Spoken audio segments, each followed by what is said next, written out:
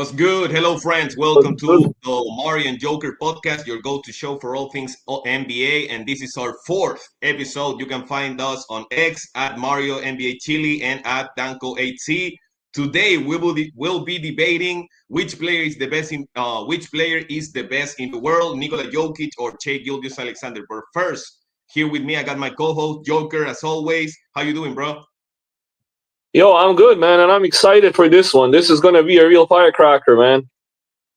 Yeah, we've been putting work when it comes to like a new segment in the podcast around debates and everything. So if you got any suggestions and any questions for us, you can put it in the chat. I think we already got oh yeah, this is my brother Troco, Yeah, he's my brother. Yeah. Salute, bro. So let's get right into it, man. Once again, thanks Let's for being do it. here, man. I think we're brewing something here. Let's do it, man. Let's do it. Let's get this started. Oh, let me put the banner. Best player in the world combo. So my first question to you is there any other player besides Jokic and Shai in this conversation? No, not to me, man. No. What about Luka Doncic? He's averaging 35, 9 and 9. What else he has to do? Those are nice stats, but his impact numbers don't belong in the same conversation.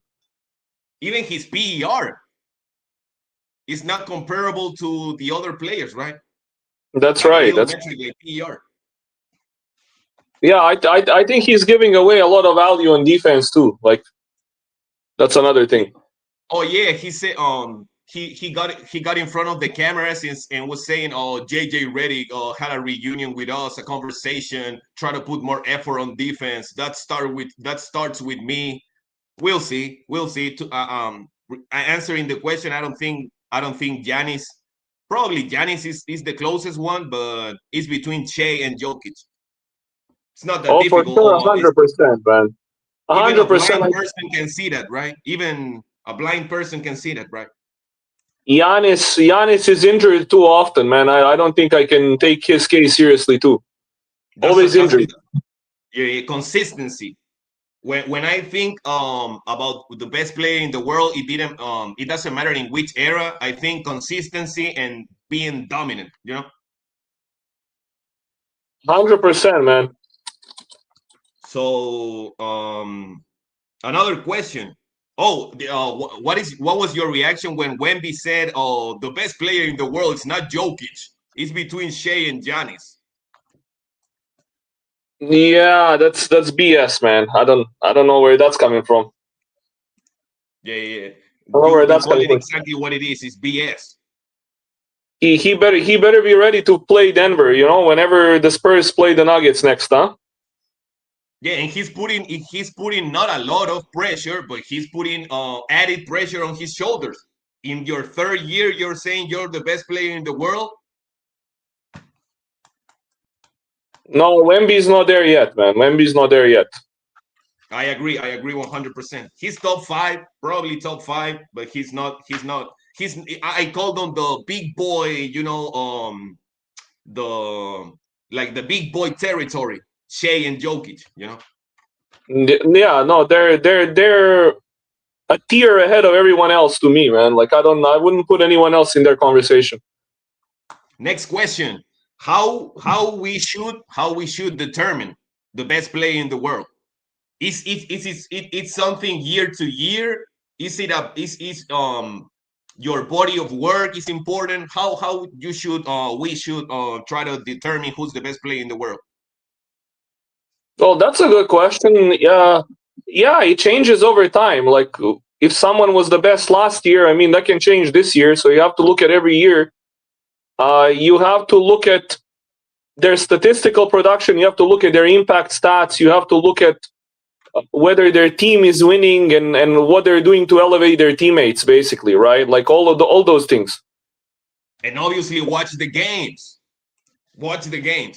How much? Of course, you see those things by watching the games too. Yeah, you have to analyze their strengths and weaknesses, like what they do well, what they don't do well, how it impacts their team, right? And little things like how often do they play with the starters? How often do they play with bench players and everything? Leadership, many other things. Right, right, right. How much weight, consistency, dominance, everything, efficiency. How much weight do you put when it comes to team success? Can you be the best player in the world on a bad team? Okay, well, the answer is yes, but it's more difficult. Like basically, you have to have more things in your favor to be the best player if you're on a bad team. Like you have to have a huge lead in impact stats, in even basic box score stats. Like you have to have a big lead in everything else to make up for having a bad team around you, like for playing on a bad team. Yup. Like I'll give you an example. Like historically, like for instance, Kareem Abdul-Jabbar had a few years where he was the best player in the 70s on some bad teams, but he was definitely the best player in the league. Oh, and I think Kareem is the only MVP ever to miss the playoffs. Exactly. Like that year, he was definitely the best player in the world, even though he was on a bad team. Like there's no argument. I mean, who? Dave Cowens was never better than Kareem.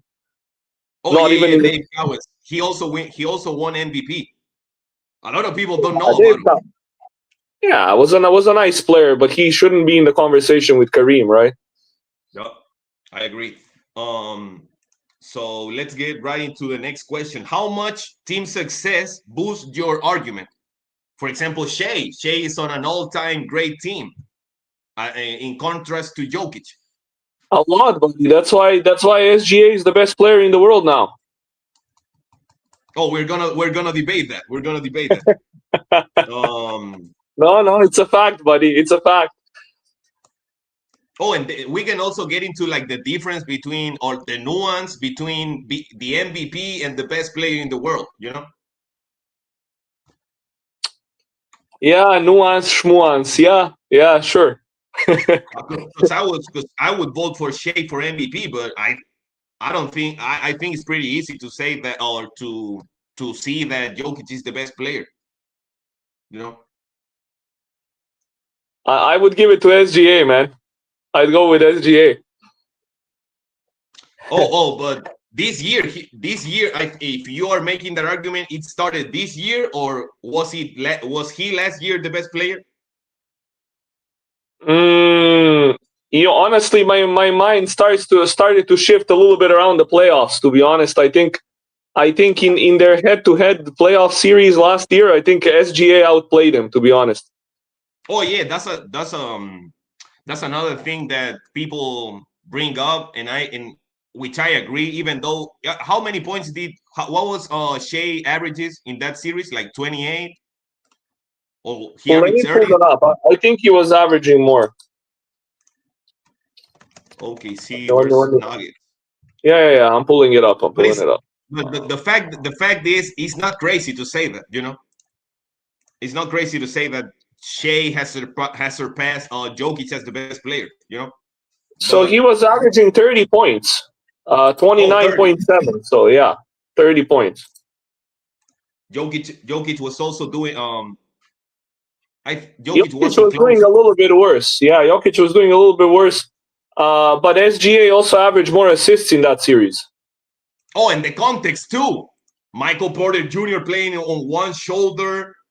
Aaron Gordon with the hamstring. But that's besides the point. I was gonna say SGA had more points and better efficiency, and had more assists and had way less turnovers. So I think you can way less turnovers. So I would say that SGA outplayed him in that series for sure, even statistically, like without watching the games. But I also watched the games. I came away with the feeling that SGA outplayed him. So let me ask you this: what's according to you, what's the most valuable archetype? Between a prolific scorer, an efficient prolific scorer, and a efficient prolific playmaker like Jokic. I don't know, man. I think the answer is it depends. So, like, it depends on how you build your team, right? It depends. You're gonna build your team differently around each archetype of player, so it depends. Like, it depends. Honestly, like even in the '90s, people were having that argument. Like late '80s, early '90s. Like, is the Michael Jordan archetype more valuable than Magic Johnson's archetype? I don't know. It depends on your teammates too, right? But if we like on a regular team, or would you rather start with your franchise with a prolific scorer or a prolific playmaker? Wait, so are you asking me generally or for SGA and Jokic? No, generally, yeah, in general. Again, it depends on the team, man. I can't answer that. I don't know. It could go either way. It depends on how you build the rest of your team. Well, in the case of Shea and Jokic, I would take a player like Jokic. I would not take a. This is a great point that I wouldn't take a playmaker that is not an offensive threat. You know what I'm saying? Sure, of course not. Of course not. So but that's like the not the main point, but like which archetype is more valuable. But let's oh, you was saying something that which I probably agree that Shea is a shooting guard, because we had this conversation with Steph. Oh, he's not a point guard. Shea He's is a not. he's a shooting guard. He's a shooting guard, but he's a volume playmaker. You know, the same way that Jordan was, the same way that Kobe was, the same way that Dwayne Wade was. Like, they also average a lot of assists because everything runs through them. So, but they're shooting guards. They're not point guards. It's like Steph. You're the best shooter ever. That's obvious. That goes into like the shooting category. Which I I, know. which Even yeah. Even Steph, they consider him a point guard because he actually is listed as a point guard, but his style of play is more like as a shooting guard. You know, Steph too. Yup. So how high can Shea climb up? Can he surpass Kobe if we consider him a shooting guard with a couple of titles and a couple of MVPs? Can he surpass Kobe? Because I think he can surpass Wade. Obviously, can he surpass Kobe? Yeah, man. Yeah. Like, if he keeps doing this, like, he'll be. Yeah, who knows how good he can be, man? Like, he's been incredible the last couple of years, man. Like, who knows? Yeah. Like four straight years, averaging 30 on 50% from the field. Only something that only Michael Jordan has ever done. Yeah, this year he's doing what, like 33 on plus 10 efficiency. Yeah, it's crazy. And taking less shots, I think. Like Jokic. Jokic is averaging the same amount of points than last year with 2 fewer shots. Yeah. And before another thing before we go deep into the debate, I don't know if I'm gonna explain this correctly, but when it comes to Shea and Jokic, there is another player that gets into the shadow. For example, when it comes to Jokic, the battle was with again Joel Embiid, but Joel Embiid, he got relegated. The same with Shea with Luka. You know, do you agree with that? That when you are that great, obviously you're gonna make another players like you can win an MVP, but you're not getting past the second round. You can get to the finals, but you haven't win an MVP. Shea and Jokic have done both. Yeah, Embiid's been a disappointment, man. Embiid, like, mainly because of injuries. Like, Embiid could have had one of the great peaks in NBA history, but like, his injuries have destroyed him. You know, he's never healthy in the playoffs. Like, his injuries have destroyed his career, basically. I agree. And another thing is that obviously we got Steph, we got James Harden, like a high volume 3-point shooters. But in my opinion, the thing that I like about Jokic and Shea is that they are relying like almost 75% of their shots are 2-pointers. And we So, and we and we and when you are basing your shot diet on 2-pointers, you're gonna have like less variance. So why do you like that more? Why do you like it more that they go rely on 2-pointers? I don't know, like maybe like an old school type of mentality that, oh, you need to shoot two. They are more valuables. They are more efficient. You know, you're getting closer to the rim because Shea can get into the paint. You know, Jokic obviously, but that was something that I was thinking about before I started working on it. Like these players rely heavily on 2-pointers, even though I really like Harden. In that era, probably Harden is my favorite player. And I really like that he had the 3-pointer, the step back, you know, but I like more players like Shea and Jokic that rely more heavily on 2-pointers. All right, man. You've been avoiding this debate for too long. Tell me why Jokic is the best, if you Oh, and I can. got another question, bro. God damn. I got damn. Best rivalries. If you would have to pick other two players in NBA history to compare them or to resemble Shea and Jokic, who would they be? There's been a lot of rivalries. Magic To and me, it's Bird was a Magic, close one. like Magic and Jordan, like a better version of Magic and a lesser version of Michael Jordan. Yeah, or Magic and Bird, or Wilt and Russell, or LeBron and Steph. We've had a few of these over the years. Yeah. We've But had I a think couple of these over the years. they are both in their primes. So something that maybe we didn't see when it comes to LeBron and Curry, but they Yeah, are on their way to be they one of were the in their greatest primes for a rivalries. few years. Wait a minute, LeBron and Curry, they were both in their primes for a few years. I mean, In LeBron 2016, until, yeah, prime. 15, 16, 17, 18. Yeah, they're both in their primes. Oh, well, obviously, because LeBron had but prime LeBron was in for me, to me, was when he was playing in Miami. You know, that's like Yeah, peak athleticism, efficiency. Not missing games, not BSing in the regular season when it comes to defense. You know, because 2014 was the last time LeBron made All NBA defense. But that's it. Doesn't matter. It doesn't matter. Let's go. Let's go right into debate. You want me to go first? of course, man, of course. You okay. So Jokic, I got three like areas or three factors when I'm trying to make my case for why Jokic is the best player. I think the strongest one um is body of work. Body of work. Jokic leads this decade, the 2020s, in points, in total points, including the playoffs, rebounds, assists, steals, and wins. He's the most dominant player in the 2020s.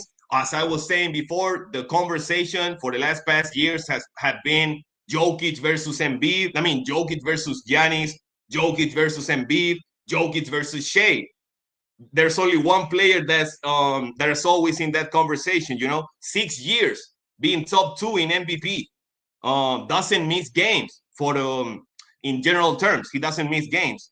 Then keeps getting better higher efficiency this year, shooting more threes with a higher efficiency too, and made the playoffs every year since 2019. The Denver Nuggets have made the playoffs every year without Jamal Murray, with Jamal Murray. It doesn't matter. Oh, Jokic is almost like a 50-win player by himself. I think that's the first part of my argument.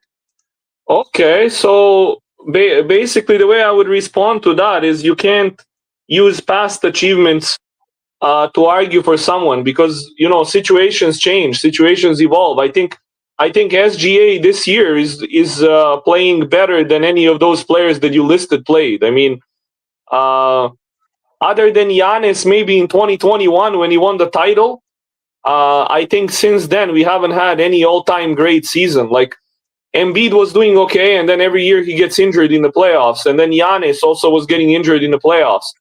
And nobody else really stepped up. So that kind of left Jokic, like on the mountaintop, right? But this year it's different. Like this year, SGA is having an all-time season. That's better than anything Giannis or Embiid did in the last 5 years. Yo, I agree. And something that who said this, like Brendan Haywood, he's a former NBA player. He said that probably the Thunder are the hungriest team after winning the title, and that's most of the credit to Shea. That they have come up after winning the title and putting the foot in the pedal and trying to chase the Golden State Warriors record. But I knew you was gonna say this, that it's like what have you done for me lately? But Jokic is having the greatest season ever this year, and we thought that it was last year the greatest season ever, or his greatest season ever. So he keeps getting better. He keeps like upgrading the system over here, and but I knew, but that's why it was my first point, like body of work, because very rarely you can become, for example, I don't agree with people that think Dirk Nowitzki was the best player at some point, or Kevin Garnett.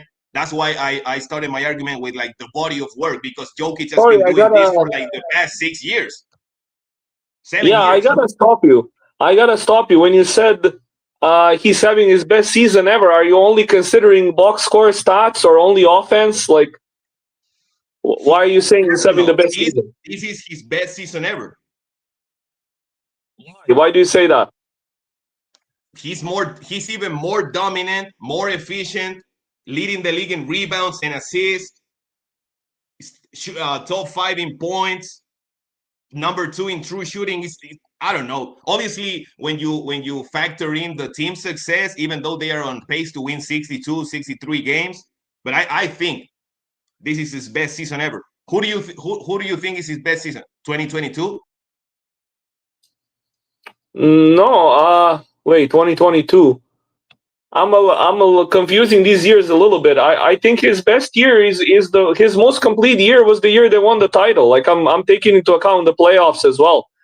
I think it's that's like too early my to bad. talk about this season, right? I was just talking when it comes to regular season. He's having his best regular season so far in his career. You don't think this is a better version than the 2023 year?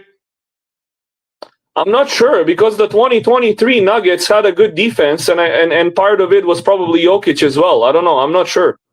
Oh I think it's debatable. last year they went down when it comes to defense. Jokic, he couldn't exert so many energy on defense, but I don't know. I've been watching the Nuggets for like the past 6 years, and what he has done this year, I think he keeps getting better. I thought last year was his best year. It's like diamond, sales. Right. But I think we shouldn't look only at statistical production, right? Oh yeah, playing style, IQ, best passer. I don't know. Oh, but the argument that you can make is counting both sides of the ball, obviously. That's what I'm saying, right? Let me hear what you got to say about Shea. So wait a second, right? So the Nuggets this year are 18th in defensive rating. Yup.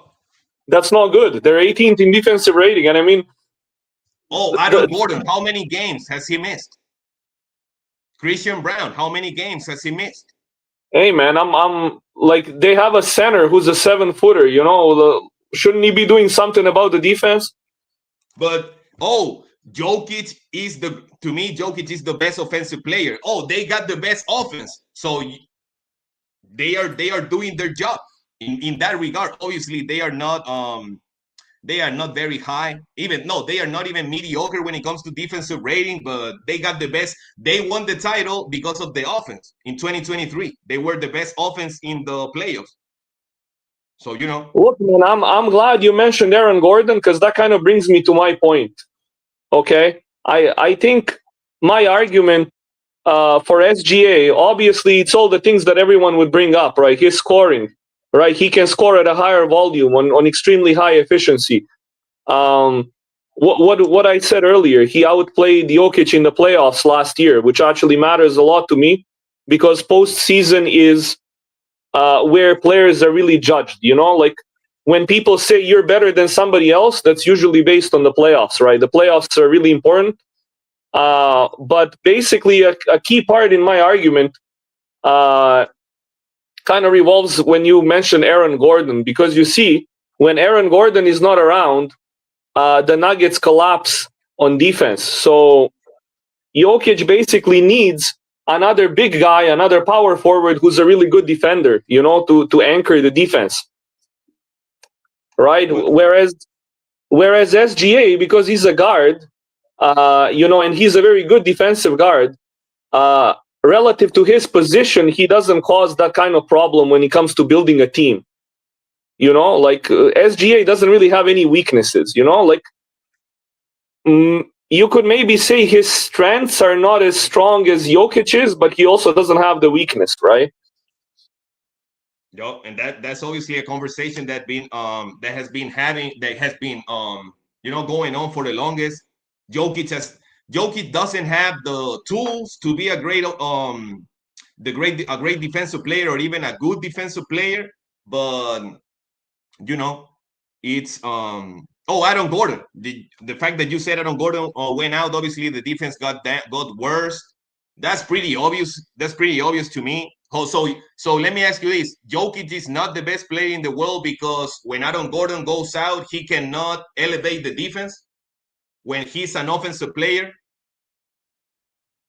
Well, because he plays the center position, right? Your center has the most impact on defense generally. Your center has the most impact on defense. So if your center is not a good defender, then that puts a lot of pressure on the rest of your team to anchor the defense. I'll give you another example. Dirk Nowitzki, 7-footer, right? He's a power forward. But guess what? I think Dirk was actually a very difficult player to build a championship team around. Because you have to put a paint protector next to him. You have to have a Tyson Chandler, or I don't know, a Marcus Camby, or a David Robinson. Like, you have to put someone, or a Dikembe Mutombo, like someone who's a defensive center next to him, because he's not able to anchor the defense. And like for a 7-footer, that's a pretty big weakness. Let me go back. The OKC Thunder got one of the greatest modern defense ever, right? Defenses ever, right? With Shea, is he a top 5 defender on his team? I mean, they defend by committee, man. Like, that's too hard to answer. They defend by committee. Jalen Williams is better. Chet Holmgren is better. Lou Dort is better. Cason Wallace is better as a better defender. So it's like I get the argument, but they built probably the greatest defense ever, modern defense ever. So I would buy more into their argument if Shea would be. I'm not asking Shea to be a defensive player of the year because I think it's very close, but he's not even top 5 on his team. Defensively. No. I think that's not a fair statement to make, man. SGA plays more of his minutes against starters and generally plays more minutes than some of these guys. You can't say Cason Wallace is better than him when SGA plays way more minutes and plays against starters, right? Like, you can't say that. But when he's playing against the starter, is he guarding the best player on the other team, or Lou Dort is guarding the best player on the other team, the best perimeter player? Well, they usually try to save SGA's energy for the offensive end, right? So they wouldn't put him on the best player. Yeah, but and also I agree that it's easier to hide a point guard like Steph Curry, when you got Draymond and Andrew Bogut and Andre Iguodala and Clay and Kevin Durant right behind you, than to hide a center like Jokic, which he's like the most, as you were saying, he should have the most impact, or center should have the most impact on defense. Well, he's not. That's I don't know if these stats have changed, but I think the Nuggets, they are one of the worst teams when it comes to contesting shots. Obviously, Jokic can get the most of the blame when it comes to that, but the team as a whole, they are not contesting shots, at a high level. In the other side of the equation, OKC is one of the top teams when it comes to contesting shots. Do you have their latest stats for the Nuggets about opponents scoring in the paint? I think I saw that, and they were pretty bad a couple of years ago.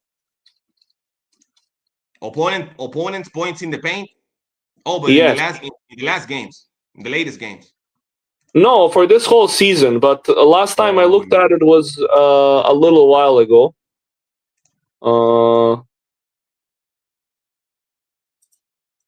Let me take a look at it if I can find it. shooting opponents. Damn. I actually Where don't is it? remember where I saw it, but I remember they were like, I think, second or third worst in the league, like a week ago.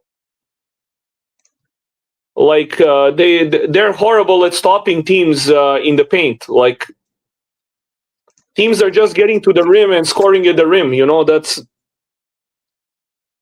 Yeah, no, not a recipe for success, man.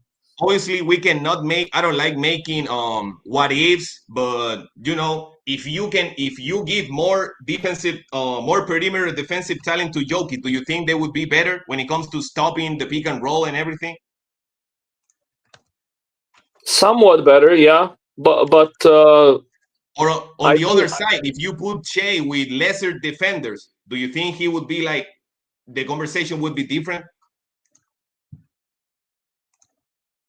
maybe that's too hard to say. Like what you said, it's a what if argument, maybe. But you know, I think even you admitted that it's easier to hide a guard who is a defensive liability than a center, right?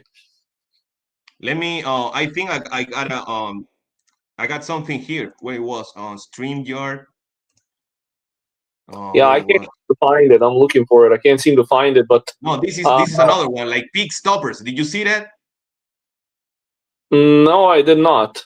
Of the 50 duos that have defended the most picks this season, these 10 have been the most effective at denying points. We got Ulcer Thompson with Jalen Duren, Fox with Cornette.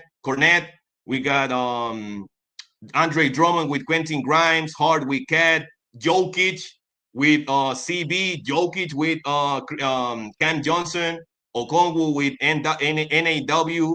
We got Gobert with DiVincenzo, Wendell Carter Jr. with Wagner, and Duran with Cade. What do you make? Mm-hmm. What This is for the season. Yeah, I don't see. So wait, that can't be right, man. I'm just looking at it now. Wait, so you're saying that Jokic is in two duos that defend the pick and roll best? Yeah, or denying or being more effective when it comes to denying points in those specific plays. But Uh oh, and who is not on that list? Next to Jokic, it's not Jamal Murray. You know, no, it's not Jamal Murray. because that's I, like I that's like Cat and Jalen Brunson. You're never gonna have Jalen Brunson and Cat in these type of conversations. You're not, but I don't know. I don't know. I think the stat about them being the third worst in the league in terms of allowing paint points, I think that's a lot worse. That overrides this, I think, man. I'm pretty sure you're gonna say no, but is that all on Jokic? I mean, a lot of it is, I think, because like he's the one in the paint who's supposed to stop teams at the rim, right? Yeah, He's their but biggest player. how do you get into the paint? You magically get in, you transport yourself into the paint, or you gotta blow by somebody, or you gotta get in. First, you gotta cross half court, right? Then you gotta get into the inside the arc, and then you gotta get into the paint, right? You My gotta friend, get through somebody. we're not in the 90s anymore, man. Like teams don't really full court press. You can always get across half court, and there's no hand checking. It's easier to get in the paint, right, than it used to be. Oh yeah. Obviously, they are giving more leeway to the offense. Damn, I can't find the stat that you was talking about. It's okay. It's my stat. I'm the one who should find it. But yeah, it's but I brought you a good one. You didn't. Obviously I knew that Denver was trash when it comes to opponent. They are trash when it comes to allowing points from the opponent. But you didn't saw the one that I brought. No, I was checking my vision. If I'm seeing that correctly, I saw a little picture of Jokic, and I was like, "What the hell?" That's So that was let me go back to my second factor, or the second area, like current situation. Since you didn't want me, even though I did, even though you didn't want me to bring up the past, let's go to current situation. I got averaging a triple double. Obviously, this is like round numbers, but averaging a triple double for the second straight year. Top 5 in scoring, averaging the same points per game than last year, taking 2 fewer shots. The usage rate, that's another. That's something that goes in favor of Jokic as well, with a lesser usage. With the second best true shooting. Then leading the league in rebounds, assists, number 1 in potential assists, leading the league in PER, assist percentage, offensive win shares per 48, offensive box plus minus, defense, even though we all know that the defensive box plus minus is a little bit shady or a little bit fishy, Very fishy, yeah. BPM and board. So that's another point. How can you Shea? They are on pace to break the Warriors record. Let's say they're gonna win, I don't know, 75 games. Shea is having the greatest season of any Jokic opponent. How is Jokic leaping the field when it comes to advanced statistics? That's weird. I would assume that Shea is number 1 in win shares, number 1 in win shares per 48, BPM, board, PER, but how Shea is having one of the greatest guard seasons ever, and they are on pace to break Golden State, the Warriors record for wins in a season. How is Jokic leaping the field on advanced statistics? I think by advanced statistics you mean the box score stats, right? Like BPM and PER. Everything. I mean, those advanced stats. How about impact stats? EPM is close, but how about RAPM and EPM? Yeah, it's close. EPM. No, SGA is ahead of him in both. He's quite a bit ahead in EPM, actually. Quite ahead? I'm not sure. Yeah, SGA's EPM is plus 10.7. Jokic is plus 9.4. Oh, actual EPM? I don't know if you got the... Wow. Actual EPM. So in one advanced stats, Shea got the upper hand. So, but how? It's not one advanced stat. It's EPM is like an impact stat. Like EPM takes into account how they're impacting the scoreboard, right? What about the others? Let's look at the latest RAPM. I have to check on X. I'm pretty sure SGA is ahead in that one as well. Let me look that up.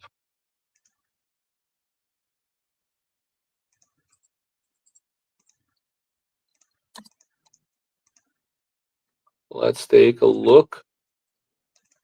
Yes, SGA is ahead. He's at plus 10.4, and Jokic is at plus 8.6. You got BPM over there? No, RAPM. Go to xrapm.com. So, but I don't get it. I mean, obviously I can understand it because of Jokic, but I don't understand how Shea is not in the top of the league in those advanced stats that I mentioned. Obviously there's RAPM and EPM. Well, he's not, because he doesn't accumulate all the stats across the board. Like Jokic has an advantage because of extra rebounds and extra assists, right? Like that boosts his PER and BPM and all that, right? Oh, and I think Jokic numbers when it comes to PER, win shares per 48, offensive box plus minus, and BPM would be the highest ever recorded. Yeah, so, yeah. And that's, I agree. Obviously, I agree that we talk about deep defensive box plus minus that favors big men that can pass the ball, which is their business.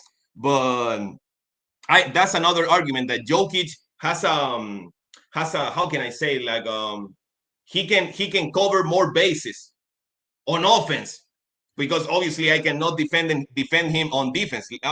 Have you seen this? Let me where is it? StreamYard. Oh, crafted NBA. The skill profile. Have Yeah, you I seen see this? it.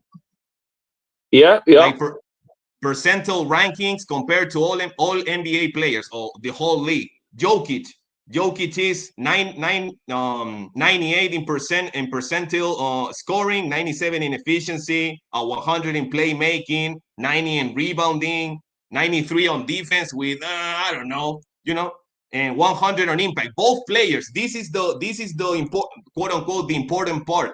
Both players that we are arguing today, they have 100%. They are 100 percentile on impact. But That's Jokic right. is like, it's like covering the whole field.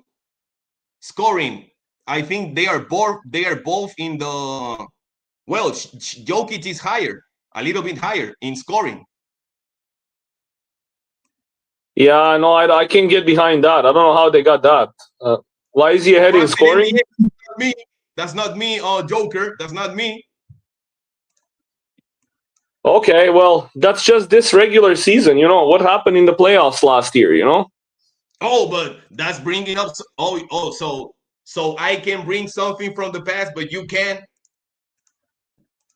Well, I'm bringing what happened very recently. You're bringing up 2021 and 2022, and I'm bringing up So what happened 6 months ago, man. Like when do you think Jokic started being the best player in the world?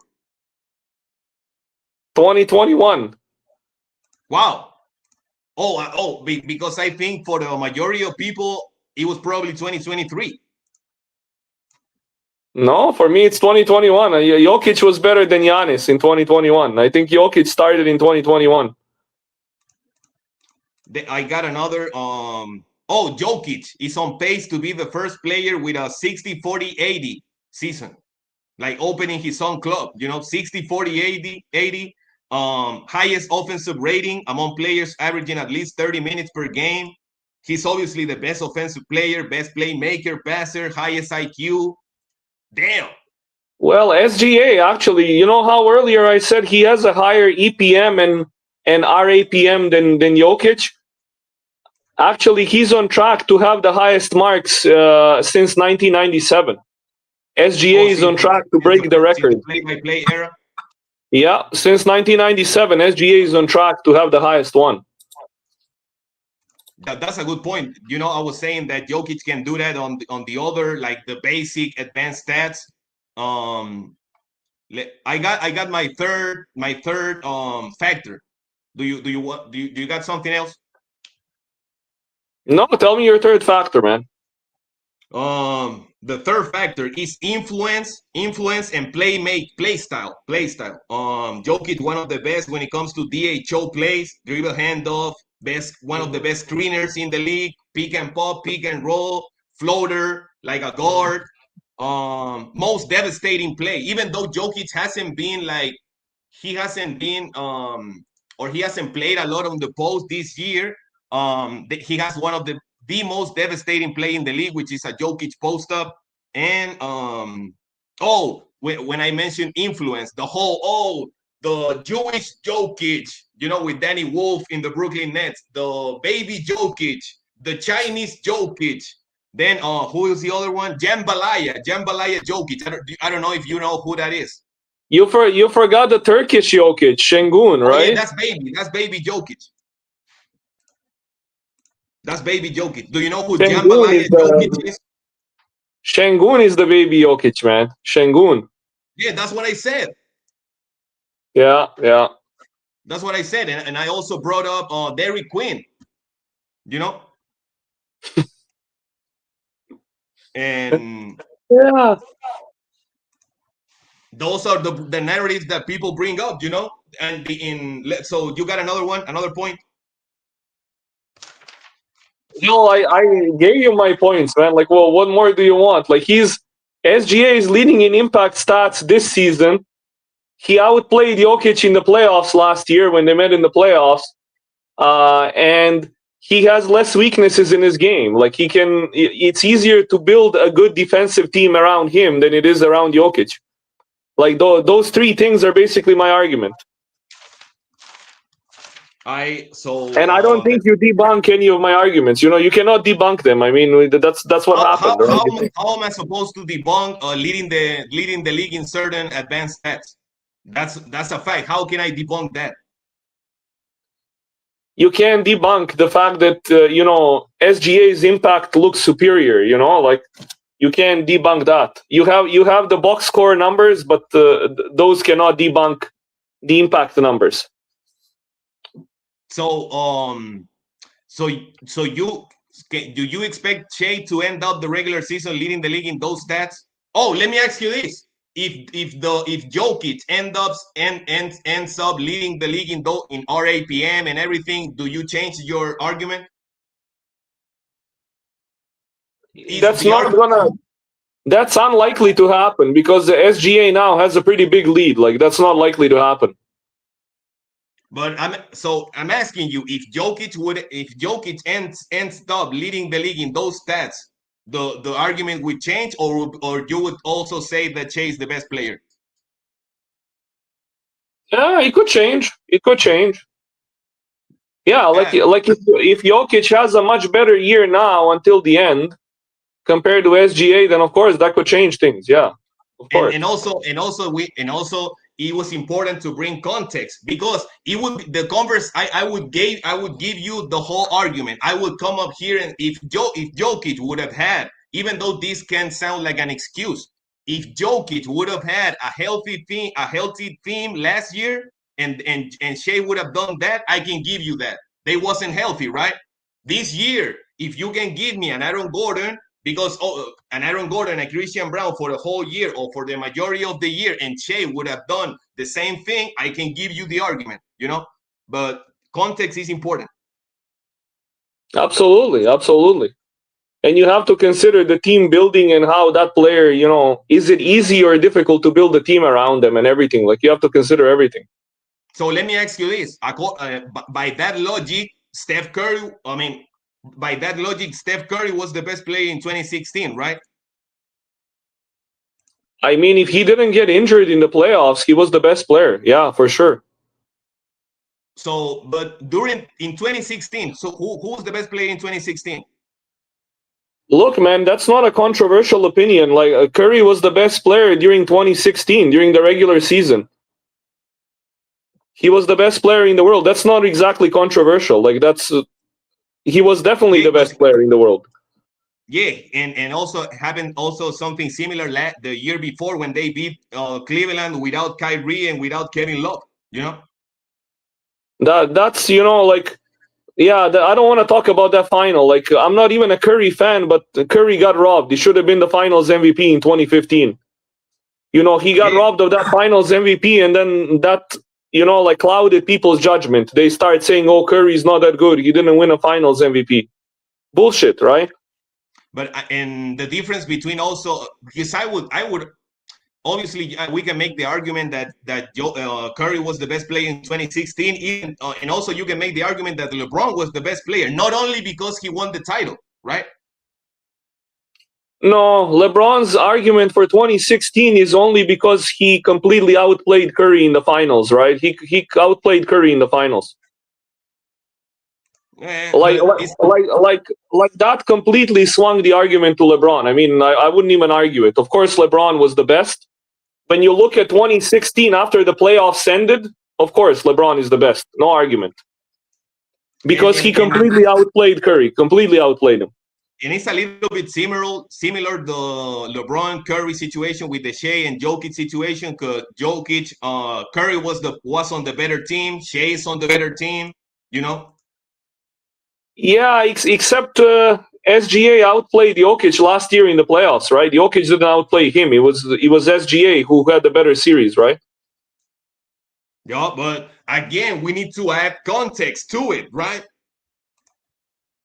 Jokic didn't play well. That's regardless. That's regardless. Jokic didn't play at his level, obviously. He also didn't do it in 2024.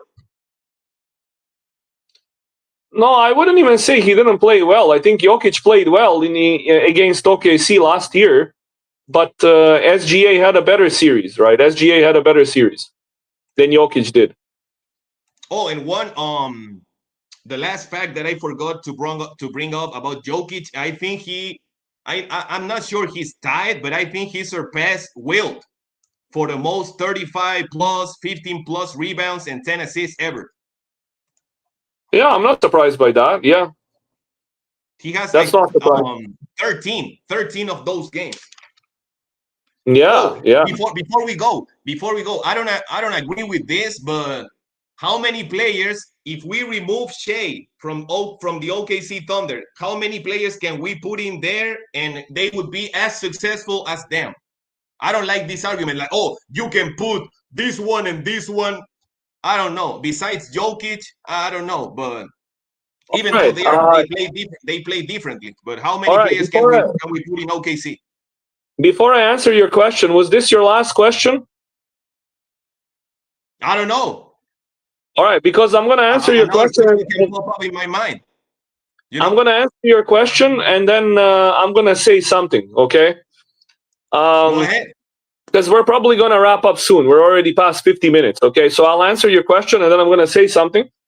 Um, so first of all, no, you cannot put anybody in OKC and have them be this good.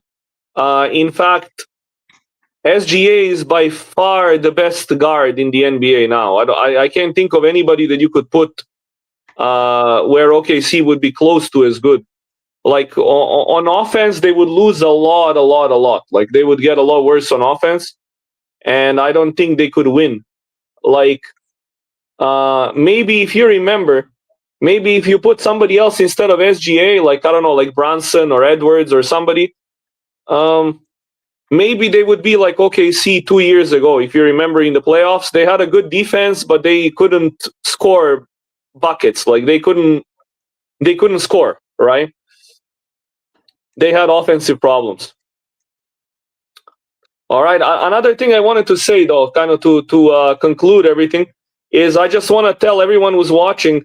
I gave this man right here a hard time today. I tried to give him a hard time, but he brought some good arguments, and ultimately, I agree. I actually think Jokic is the best player in the world.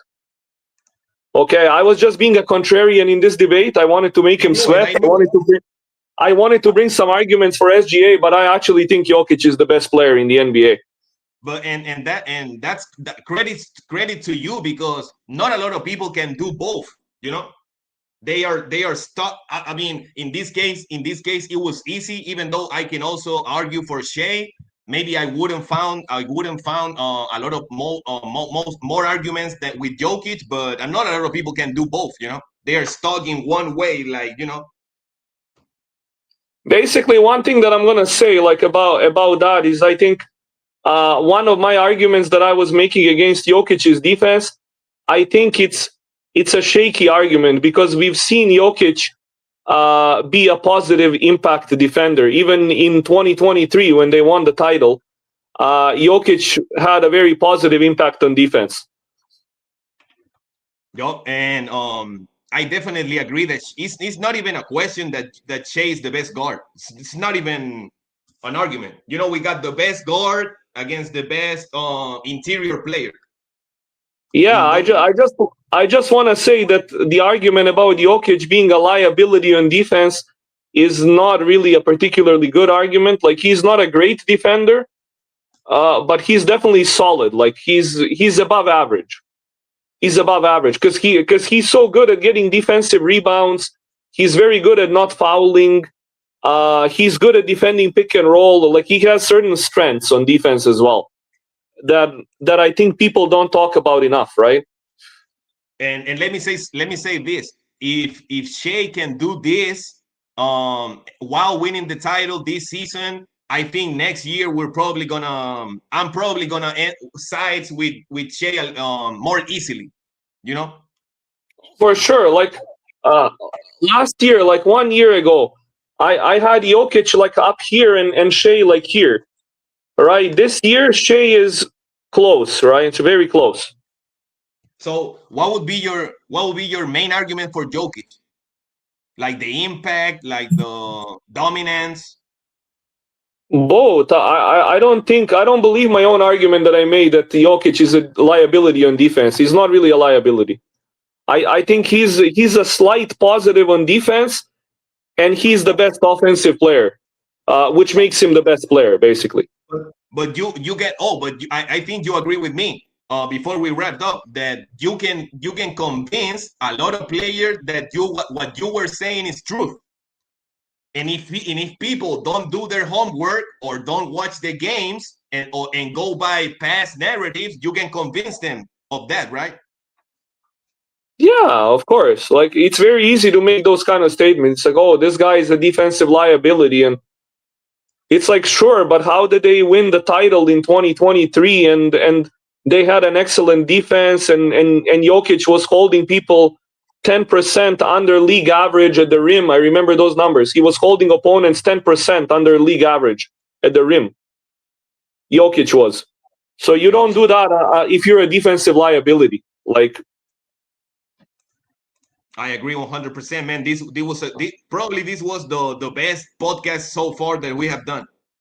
100%, man. 100%. It was great, man. So I probably next week we're gonna be try to do the who was the best player each year. Oh, that's gonna be a good one, man. Yeah, let's do that. Let's do that. Yeah, I did a video. I uploaded a video today about players that were never the best player in the league or in that conversation. So maybe we can talk about later about that. So thank you, bro. Happy to see you, man. Let's keep working on this, man. Yeah, man. So that was it, man. For today's episode, our fourth. Thanks for listening. Don't forget to subscribe so you never miss a show. Great podcast. See y'all next time. Salud, bro. Salud. Have a great day. You too.